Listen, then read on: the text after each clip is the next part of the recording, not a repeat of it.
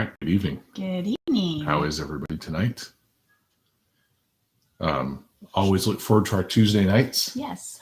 It's an interesting process that we have because there's obviously kind of the long series that we do. And then sometimes we know a couple weeks ahead where we're going. And sometimes we kind of talk and ponder all week long going, where do we go next? Yes. And there's so many things to talk about in this particular conversation about men, women, and sex. And we just keep marching on. So. Yeah. And so we're going to wait a few minutes because I know we have kind of a bit of a delay on getting people on. So, because I was watching So waiting for people to jump on. Yeah. So I hope you guys' week has been good, and we're glad y'all are joining us tonight. Yep. I was looking at the frame and going, do we need to move this a little bit? There we go. There we go. Now we're more. Get us centered. Yeah. Yes. And so, Center, Polly. Center. Sorry. You're Bob. I know. I was talking to you about us. Yeah. Anyway, so here we are. This is what we do while we're waiting for you guys to join. Exactly. Hey, Margie. How are you? Margie. Good to have you. Yeah. And so tonight we're going to take the conversation specifically in the direction, we've talked about kind of the one become two, become one nature of God, and how that becomes his creation of man, the race, and then ultimately male and female. Mm-hmm. And then we talked another week on the true masculine and the false masculine, week on the true feminine and the false feminine. And tonight we really want to turn the conversation to actual sexual sex, the sex, the act of sex, the activity of sex. Sex?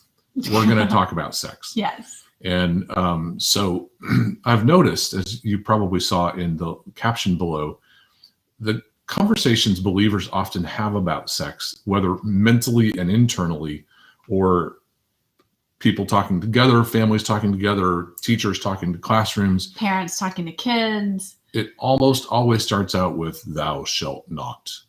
We talk about kind of the boundaries and barriers and what we shouldn't do, and sometimes even the why we shouldn't do it.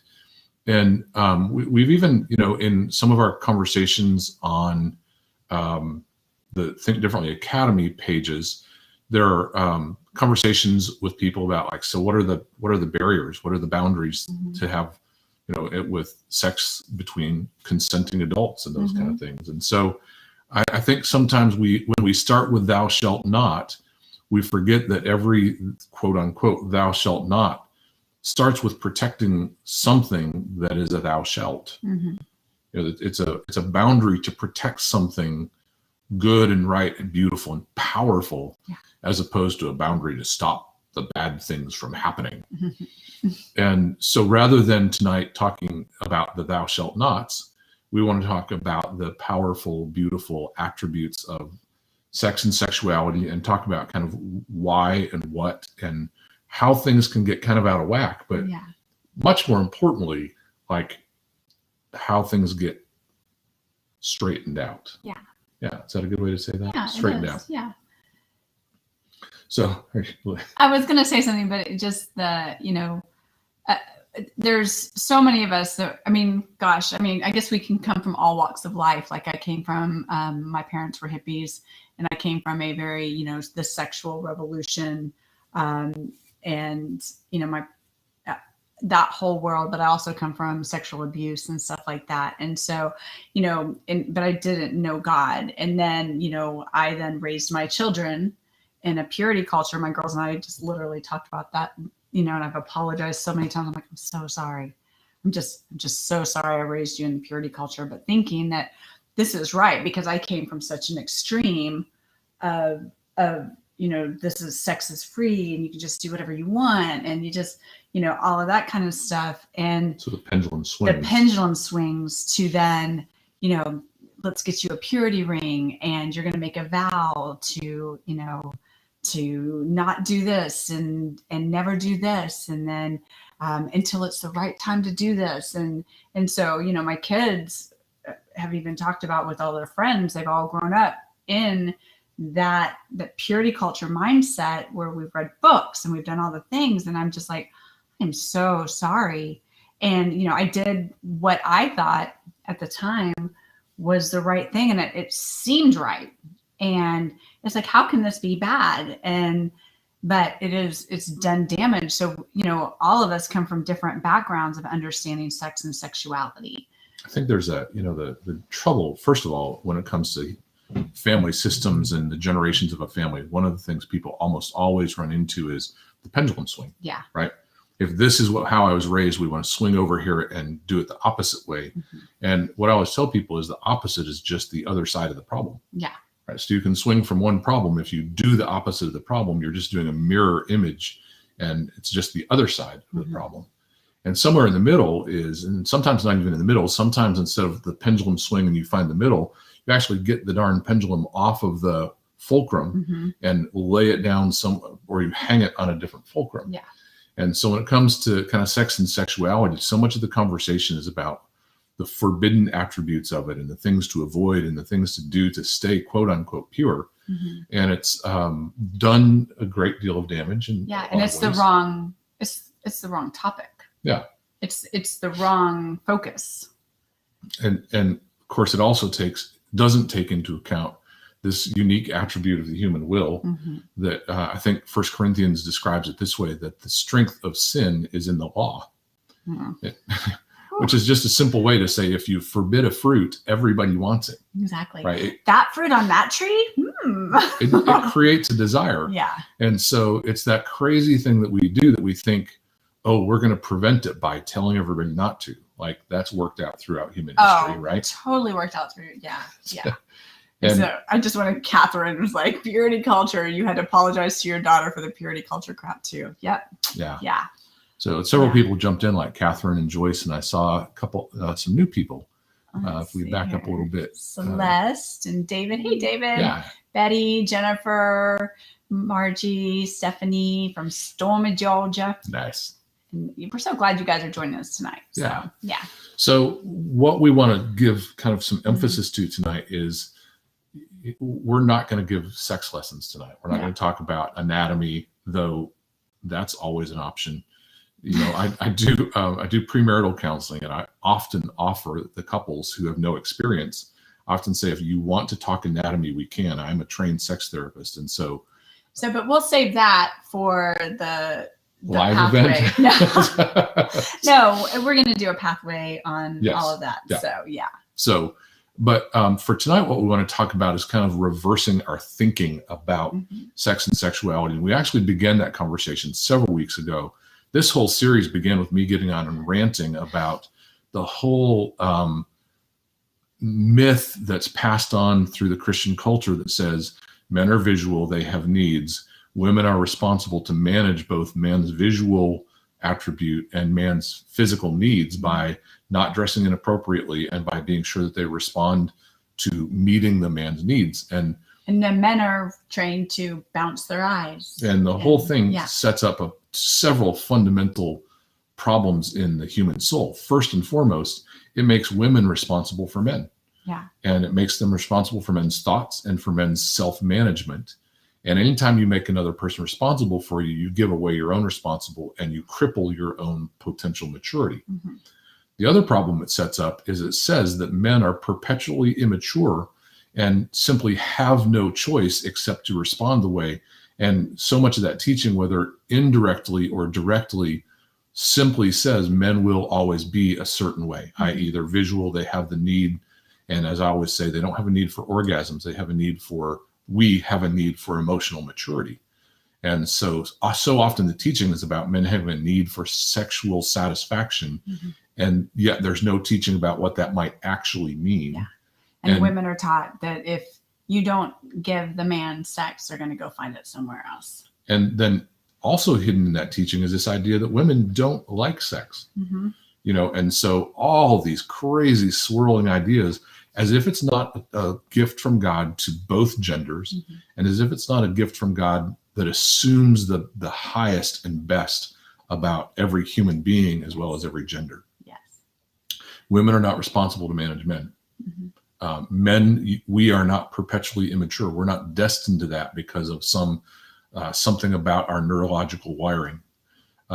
We are not, we don't have to be managed sexually in order for us to be able to respond appropriately in every setting, and for our mind to be able to respond with maturity in every setting. Right. It's just a terrible myth to tell us that. Secondly, it's a terrible myth to tell women that they're not interested in sex, and that they might. I've heard people say that they were actually taught, you probably won't like this, but you have to do this for your husband. Oh, I've not heard that one. Oh, I've had people in my office tell me they were taught that by mothers and or Christian counselors. Cool. You probably won't like this, but you have to do this for your husband. And just think, I'm going to talk anatomy for a second. Okay. Can I talk? You can. Like God gave like the woman this part of our bodies that we get to respond externally and internally, where men don't get that. They have, orgasm and stuff, but God gave women a beautiful arousal button. I'm not going to use too much anatomy because your son's actually on here. And She's talking about the clitoris. Thank you. Okay. And the point of that is to say that, for the woman is the only of the two genders that's got a specific part of her body designed only for pleasure. Yes. And even though God put that in women. Even though men obviously experience pleasure, right? The organ that is involved in the man's pleasure also has several other functions besides pleasure. In the woman's body, the clitoris is only designed for, has no other purpose but pleasure. Yes. It's one of the reasons why you see in other cultures this thing called a female genital mutilation. Right. Is the removal of the clitoris, because again, kind of the extreme version of this myth is that women shouldn't experience pleasure. Not just that they won't, but they shouldn't. And so literally in certain cultures, that part of the body is removed as a part of kind of the male dominance and the maintenance of this myth that women shouldn't experience pleasure. Right. Let me just say again, God gave sex to both genders for the listen, here's what I always say. So when you ask people why God gave marriage and why God gave sex, you almost always get the answer that God gave sex for the purpose of reproduction. Let me just remind you, God invented fish, and fish reproduce without ever having intercourse. You leave the eggs over here, he swims by the eggs, leaves his seed and lays them on top of the eggs, and without ever having intercourse, the reproduction happens. And so why, if it was just about reproduction, couldn't he have invented humans the same way? Right? Couldn't you leave your eggs on the bed and I'll go back and take care of them later? Sorry, I haven't taught that in a very long time, and but probably won't ever again. But it seems, but we can laugh at it, but that's pretty much what the church teaches. Yeah, pastor once told me I could fix my marriage by giving my husband more sex so he felt significant. Never counseled us together. Had no idea I was being abused. Catherine, I'm so sorry. And sadly, that's an incredibly common counsel given. And, no trained professional counselor, certainly no trained marriage counselor would ever presume to know that without evaluating the marriage in sight and not just based on one person's word. Right. So I'm so sorry, Catherine. So let's talk about the idea of, so one of the things that I think is crucial for us to understand about sex is we go all the way back to the very first class that we taught in this series about how God's nature is one, become two, become one. And in the creation of man, God who is one and whole unto himself, breathed his life into the man and called the man back to oneness with him. And that one become two, become one attribute of God's nature, then also becomes a part of human nature. God created Adam and then later came along and pulled Eve out of his side. And so that the one became two, and he calls us to move towards oneness. Now, keep in mind that the one become two is kind of an arbitrary thing that God did, but the move toward oneness really requires that the two people involved in becoming one learn to surrender to the process of oneness in a mutual way, so that oneness happens through the transformation of both parties. In the same way that, God didn't force us to become one with him, he doesn't expect male and female or masculine and feminine to force either gender to become one, but rather there be a mutual process of surrender and a mutual process of generosity that moves the two back towards oneness. And so what I would submit to you is that one of the reasons God doesn't say have the woman leave her eggs on the bed and the man can come put his seed there, Right. is because that the act of sex, the act of sexual relationship between a male and a female, is designed to be that ultimate act of oneness. Mhm. And what I mean by that is that body, soul, spirit become one. And by soul, we would say mind, will, and emotions.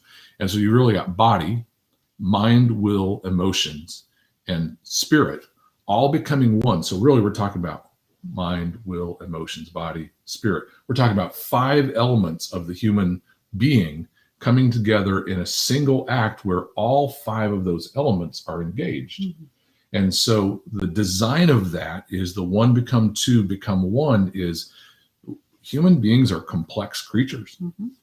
And in that complexity, it's even more complex when half of the population is male, half of the population is female, and then all the various wirings that go on within that. Mhm. And so the call back to oneness requires a certain amount of willingness to take all that stuff into consideration, not only in myself, but in my partner. Mhm.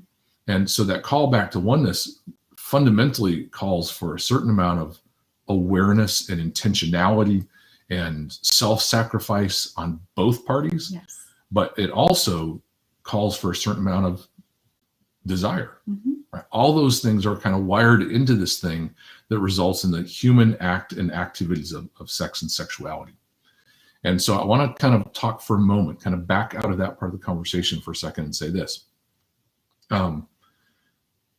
Whether we're talking about sex or simply living a day-to-day life, the design of the human being is that we live spirit to soul to body. The spirit directs the soul directs the body. And so hierarchically speaking, living by the spirit doesn't mean that we do good religious things and read the Bible and meditate and pray all the time. That's what it means to live by the spirit. Many of you have been with us when we've done a little exercise about find the place inside where God dwells and allow the Spirit of God inside of you to speak to your soul. That's what it means to live by the Spirit. And the problem comes when people get that whole ladder of creation inverted. And what happens over time, we live from body to soul to spirit. And what that means then is we come to this place where the body runs us. Mhm. And I want to be clear that, again, that's not simply a sexual thing either. How often do we let the appetite for unhealthy food drive us and allow our, who am I talking to? I'm talking to me. How often do I let my physical appetite for unhealthy food drive me so that my soul gives into my body's cravings and my spirit just lets it down there going, which translates, I can't swallow all this grease. That's what that means. And not just that, but like comfort. I always say one of the most difficult addictions that people face is comfort. Comfort can be food, it can be rest, it can be laziness, it can be all these different things that say, rather than do the things that maintain a healthy body, soul, and spirit, I'd rather just kind of check out of that process. And the more checked out I am, the less conscious I am. The less conscious I am, the less I take care of things. The less I take care of things, the more I want to check out. Mhm. And comfort becomes one of the most deadly addictions I've seen people addicted to. Yeah. And it all comes from letting the body tell the soul what to do. And the soul then relegates the spirit to kind of this hidden, silenced, muffled voice that sometimes we cease to hear. It's why, by the way, fasting is one of the important ways that people learn to hear God, is because fasting silences the voice of the body, or it turns it up so much that you go, holy mackerel, my body is screaming for something that I've decided to surrender for a while so that my soul can settle down and focus on my spirit. Mhm. So when we reverse the spirit soul to body connection to let the body run the soul and the soul runs the spirit, we actually become slaves to our own nervous system. Yeah. And as we've taught in several different places, the nervous system isn't always the most reliable part of our being. Now listen, it's not that it's broken. It's just not designed to run us. Yeah. The nervous system isn't bad. The body isn't bad. There's all kinds of teaching, both presently and historically, that the body is evil and bad. The point isn't that the body is bad. The point is that the body is just not designed to be the driver. And when the body is the driver, it drives us towards a number of different self-destructive things. Paul says in 1 Corinthians 6, and specifically starts the conversation about sex. And he says, I love this. One of my favorite verses to quote just the first one. He says, everything is permissible, but not everything is beneficial. Mm-hmm. Swallow that one for a minute. Everything's permissible. Period. Full stop. Paul the apostle. Possible. Kim Possible. Paul the apostle says everything's permissible, but not everything's beneficial. And then he goes on to talk about both sex and food. And in both cases, he said, listen, those things are made to serve us. We're not made to serve them. Mm. And he talks specifically about food in the body and about sex and the temple. The temple being self, but we weren't designed to be mastered by it. We're designed to master it. Here's what I want to be clear about. Mastering your body doesn't mean beating yourself into submission and swallowing your desires and drives. It means learning that every desire and every drive you've been given is given by God and has an intended target. Mm-hmm. My hunger for junk food is not a broken part of me. It's a whole part of me that's got the wrong target. Mm-hmm. When I'm eating healthy, I'm aware that a number of different things function better in my life, including my taste buds. Yeah. I've noticed that when I eat healthy, my taste buds have more sensitivity. And so it's not a question of, you've got desires and your desires are bad. It's a question of, I have desires. What are they intended for? Yeah. In my story of the acrobat, one of the things I talk about is that his anger problem, and if you don't know, go back to Foundations of Freedom or the first chapter of Think Differently, Live Differently. But his problem with anger and impulse control is because he was designed to be above gravity. He was designed to be a superhuman athlete. And when there's no outlet for his intended design, it finds unhealthy outlets. Mm-hmm. So many of the drives and desires of the human body and soul are designed for healthy things, but simply have attached to wrong targets. Yeah. So let's talk then about the reversal of, so what happens under body, soul, spirit kind of living is sex becomes about physical stuff. Mm-hmm.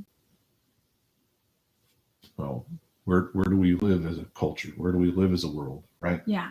Sex is about how somebody looks, and sex is about how somebody gets touched, and sex is about manipulation and control and sensation. And let's be clear. Sex is designed, it's by its design, kind of like I just said about food and my taste buds. Mm-hmm. By its design, sex is designed to have incredibly pleasurable attributes, but far beyond the physical attributes of sex and sexuality is when you bring the full human being into the activities of sex. There's a richer and deeper pleasure involved than simply the physiological responses to pressure and friction. And yet what happens when we do body to soul to spirit, it becomes about body parts and pressure and friction. And even then we start to move into, so what more can we add to that that's physical and physiological? And so then we start talking about men are visual, and so women need to look a certain way. Mm-hmm. And we start talking about, whatever it is that's physical in nature begins to drive the human sexual thought process. By the way, the number one sex organ in the human body is the brain. All of our attractions and all of our responses and all of our there's a word I'm looking for and I've lost it. All of our stimulation comes from the brain first, the body second. And so what happens is when we come to think and act as if it's body to soul to spirit, the brain searches out physical things, physical appearances, physical touch, physical outcomes, and it becomes literally about chasing orgasms or chasing physical experiences that will increase pleasure or that will increase the intensity of the sexual experience. And so that's really at the core of what goes wrong with, I would say, our entire, I wouldn't say culture, but it's really the human race, is that when we live from body to soul to spirit, sex becomes about a physical act. Again, don't hear me saying there's not a physical attribute to it, but hear me saying, what happens if we reverse this? Mm-hmm. What happens if sex becomes a spiritual encounter that brings the soul into line and then ultimately brings the body into the process? So when I do premarital counseling, one of the things I tell couples, and I ask pretty overtly, so some people will go, I ain't doing premarital counseling with him, but I ask pretty overtly if you've been sexually active yet. Mm-hmm. And a number of couples will go, yes, we have. Some will hang their heads and go, yes, we have. Others will go, mm-mm. And for those couples who haven't been sexually active, you know, one of the things I try to talk to them about is the importance of understanding that if you go to the wedding night with the expectation that you're both going to have orgasms in a certain way, whether mutually or whatever it might be, you might miss the beauty of what happened in the process of leading up to the wedding itself. There's a progressive nature to relationships, and therefore there's a progressive nature to intimacy. Mm-hmm. Therefore, there's a progressive nature to sexual intimacy. And so I always tell couples, sex should always be the next natural step of connection. And so even on a wedding night, if you know, some wedding days are like exhausting. Mm-hmm. And on an exhausting wedding day, to expect to cross the threshold and suddenly have a profound, powerful sexual experience may or may not happen. I'm not saying that it won't, but I'm saying you have to take into account, if you walk through that threshold disconnected because of the busyness of a wedding day, take some time to start with connection. Take some time to move through the gradual steps of some eye contact, some conversation. Mm-hmm. That connection allows the spirit to find the spirit. Connection allows the inner person, the inner man, to find the inner woman, allows the person to find the person, and in that move towards, what are we talking about with the soul? The mind, the will, and the emotions. And I want to focus a little bit on the will, because one of the key elements of this movement towards each other is this idea that by this design that we're talking about, sex has got to be characterized by intense mutuality. Yeah.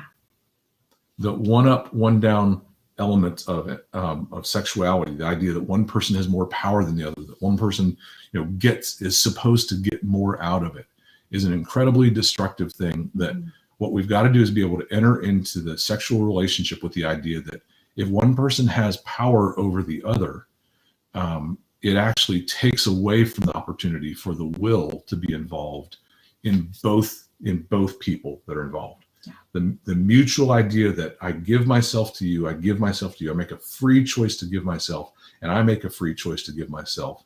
That need to have freedom of choice on both parts is one of the places, again, where we kind of steer each other wrong. And this teaching about men have needs and women should meet those needs is part of the destruction of that. Right. A man has the clear, you know, you have to do this for me, and the woman has the clear message, she has to do it for him. Mm-hmm. So here's, we want to mention a book that's come out. Yeah.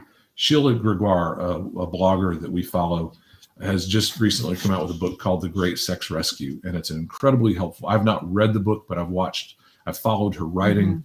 Mm-hmm. I've followed her teaching. I've read her blog regularly, and I've seen enough of what's in the book to just be able to say to you guys, please get it. And please engage with it. If you don't follow her on Twitter, it's a great way to begin to get to know. But she, kind of like I did a couple weeks ago, constantly confronts this really destructive teaching. But one of the things she talks about is that because of this rap that, you know, women don't like sex and men have this need, and so this terrible disparity between the male and the female in sexual desire, she says that statistically, and based on their research of interviewing 20,000 women, that when a marriage ends up sexless, it's almost never because the woman's not interested, but rather it's because the woman's not satisfied. Mm. And I'm not going to give the numbers because I'd get it wrong, but it's a massive gap in between how frequently men experience orgasm in married intercourse and how frequently women experience orgasm in married intercourse. And the gap would fundamentally say that women are simply not experiencing men, obviously it's like in the high 90s percentile. And I think women, it's down in the 50s or 40s of the percentage of women that experience orgasm in marital intercourse. Mm-hmm. And so the idea would be, what's going wrong there? So if the teaching is that men have needs and women are required to meet them, and then the teaching goes on to say, so women learn to meet your man's needs, when do we then teach men learn to meet your woman's needs? Mm-hmm. Sure, we teach about emotional needs and we teach about the need for communication, but far too often that's meet their emotional needs so that you can have sex.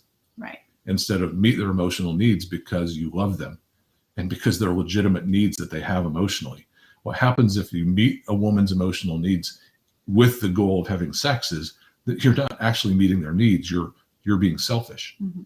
And just because you've done something nice for them doesn't mean you're being generous. It may mean that you have an ulterior motive, and fundamentally that's manipulation. Right. So the point that Sheila makes in her book, The Great Sex Rescue, and frequently on Twitter, is that when women don't experience orgasm and therefore don't have satisfying marital sex, and when they feel used already, at some point they're going to stop wanting to be involved in this thing that they've been told their whole life that they're supposed to be. Mm-hmm. And of course, supposed to be is a terrible motivator. Right. I don't think there's a man on the planet that wants obligatory sex. Sorry, I'm thinking about that. There might be some. Yeah. Emotionally healthy men don't want obligatory sex. And yet the way to get, voluntary, mutual sex isn't to say, I want you to want me. Right. That's you learn to find each other. But Sheila's point is that the orgasm gap would say that men are about their own orgasms, and listen carefully, men and women have not been taught to be about their orgasms because of teaching that says men have needs, women don't like sex. Right. So women come into it not necessarily expecting that they should have orgasm or that their husband should learn about that. And men come into it expecting, well, I have needs and she won't like this, so that's what we're doing here. Let me just speak to the men and say, part of the mutuality of sexuality is that both people should be generously submitted to the other, but both people should be generously giving to the other. Mm-hmm. And that if the woman is left without satisfaction in a sexual relationship, then it's often due to either lack of training, ignorance, or a lack of willingness on a man to really mutually, there's so many words that leave my head, mutually believe about a woman what has been taught for years about men. Mm-hmm. In other words, she has needs too. And just like I've said about men, the needs of a woman aren't just about orgasms either. Right. It's about spirit, soul, body, find mutual connection. But ultimately, the body is very much involved in this process. And if you neglect to learn how to join together, to learn how to help your wife orgasm, then you're neglecting your part of the sexual relationship. Yeah. And ultimately, both of you will end up unhappy because one of you starts out unhappy. Mm-hmm. So I think you made the point, both genders have bought this lie. Yes. And so not only do men need to learn to think differently about this and learn how to communicate with their wives, get to know their wives, soul and body, but also wives need to learn to ask for, engage, expecting, mm-hmm. and to begin to believe that they also have needs in this area. Just like we've said about men, the need is not simply a biological one. It's an emotional and spiritual one. Mm-hmm. But there is a biological component, an anatomical component, both men and women in sex. And it's crucial for the long-term satisfaction of married sex that both parties get their needs met. Is that a fair way to say that? I think so. And I think there's a side to women that we haven't really talked about, and that is kind of the dominatrix side and control and manipulation, because there's a whole culture, Sex in the City and all that kind of stuff where like women, you just go get it. and you dominate and all that, and there's the false feminine that gets used to manipulate with sex and sexuality, and then it's like, but we're designed for true connection, and even if you can have orgasm in that way, and it's the same with men if they're addicted to porn, and they're looking for a different connection with sex and sexuality. It's this lie that's being, especially with our girls today, the women are, gosh, and that was several years ago, but the addiction rate for porn for women is now at 40%. I'm sure it's more now, because that was several years ago. But it's that, whether you're raised in the church in this believing of purity culture, and I just have to give men sex, my husband sex, to make him happy, so he doesn't, he doesn't go after it somewhere else, or this is just my duty as a wife, or you are the dominant one in the relationship, where you're like, my husband doesn't give me enough sex and he denies sex from me, and all that. There's this picture.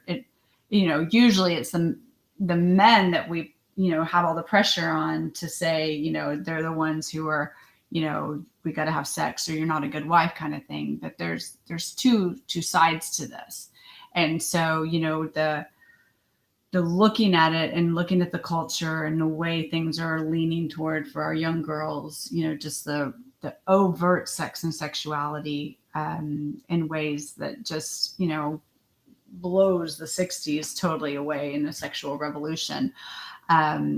It's so dangerous and so sad and so destructive, because it takes away the best things about us. And distorts the beauty of sex and sexuality. And so, it's so clever of the enemy to go after the very thing that brings two together as one, and, the whole attribute of God. Yeah. And that's kind of the centerpiece of this whole thing, is what we want to do in these conversations is say, there's a reason why there's a war against, in fact, the book of Revelation says there's a war against the woman. Mm-hmm. Specifically, there's a reason why there's a war against the woman, because of her capacity to nurture and to bring things to fullness. Yeah. But there's a war against sex and sexuality because of its capacity to create oneness. Yeah. And when oneness happens, there's a multiplication of power. The idea is not just 1 + 1, but I always forget the mathematical term. Anyway, someone's going to put it in the comments, but when 1 + 1 is more than 2, and the multiplication of power that comes when two become one. And I don't know if we talked about this. I think we did in the first one, but why don't we talk about kind of how the Red Sea is also that picture of one become two become one, and then probably land this for the night. But so when we were talking about this whole one become two become one, Polly mentioned the Red Sea. Synergy. Mm-hmm. And so, thank you, Catherine.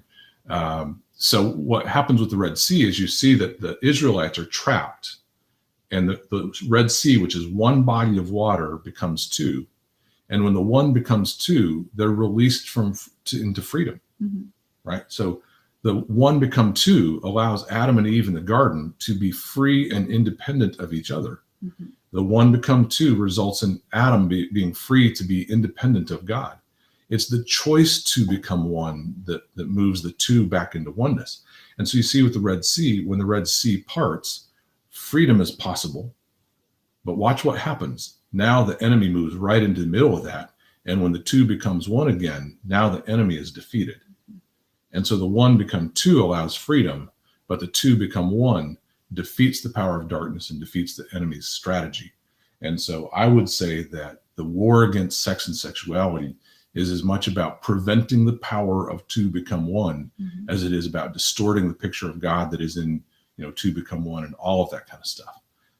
It's a significant target for the enemy, and therefore a significant target for us to consider. What does it really mean for two to become one? What it really means for what our purpose is tonight is to reverse this idea that the body runs the show, the soul follows suit, and the spirit then kind of is relegated to muffled voices in the basement, to say that what if the spirit runs the show? The soul engages, and the emotions and the mind learn to connect. We learn to connect emotionally. We learn to connect mentally. And then we allow the will to bring us into mutual surrender. Mm-hmm. And from there, the body follows suit. That brings a kind of a wholeness that, now what happens is people say, these are the rules about sex. No. It's not about forming rules about sex. It's about protecting the sense of two become one that's possible and that brings a depth of both experience and power that's only possible in that way. Yeah. So I don't know what more to say. Yeah, there's tons more to talk about, but I know we packed in a lot this evening. And so great comments this evening. Thank y'all check for to see if there's questions real quick. I don't think there is. I think I was looking to see if there was. So now we need to become matchmakers for singles. Wouldn't that be amazing? Anyway, my brain's going, So get the book, The Great Sex Rescue by Sheila Gregoire. I just put Sheila G because I didn't know how to spell her last name. She's not the drummer for Prince. No, she's not. And so, but we are so glad y'all joined us. And and please share this because we would love just people to know that sex is a beautiful thing. And it's actually designed for that. It's not designed for control and manipulation and whoever is powering over somebody else. That's not what it's for. And it's not designed to be controlled. Right. It's designed to be protected, but not controlled. Yeah. So thank you guys for tuning in. Thanks for giving us the freedom to speak pretty freely about some topics. Yeah. And we obviously intend to continue to speak freely about stuff. So and just real quick, so a few people have talked about the purity culture and all that kind of stuff, and just wanting to talk to their daughters and sons, by the way, about purity culture. And you don't have to do it with shame. Just it's that's what I thought was best at the time, and I know that the teaching is wrong, and it's probably done some damage. And I'd love to talk to you about what true sex and sexuality is if you're comfortable about talking about it. Yeah. And so, my kids, we kind of joke about it. And then, and I'm like, I'm so sorry.